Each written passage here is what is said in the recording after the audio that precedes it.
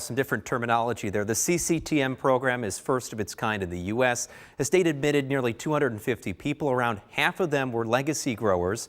They held a 10-week course, and the state is now hoping the graduates will eventually grow New York's legal cannabis market.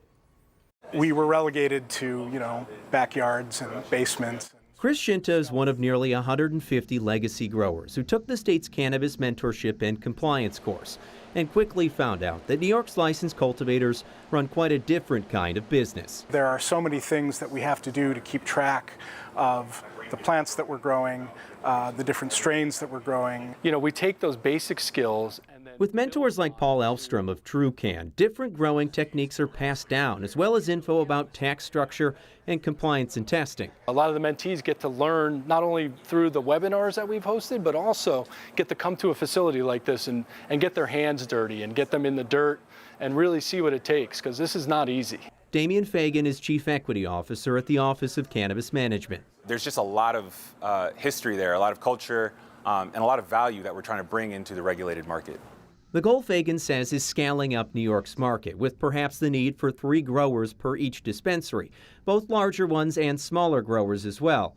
Some existing cultivators, however, have expressed concerns, so I asked, is focusing on a mentee program rather than those growers that already exist in the state a concern for you, or are you thinking that that's going to push the market forward? No, it's a good question, and the optics are important too, because it was just a lot easier for people to grow it than it is to sell it. And that mismatch has kind of led to an imbalance in our supply chain right now that we're working on. But going forward, as a former farmer myself, that horrified me when I was a hemp farmer, when I didn't have a place to sell my product. I'm very attuned to the issues that the farmers are kind of going through today. And, we're not going to roll out a bunch more cultivation licenses until we have enough stores.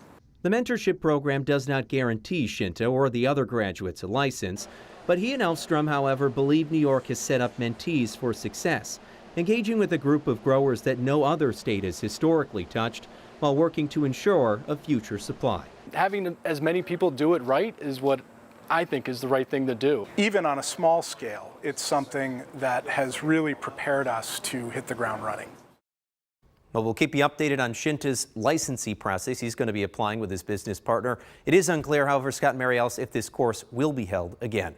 Rob Hackford, Channel 2 News.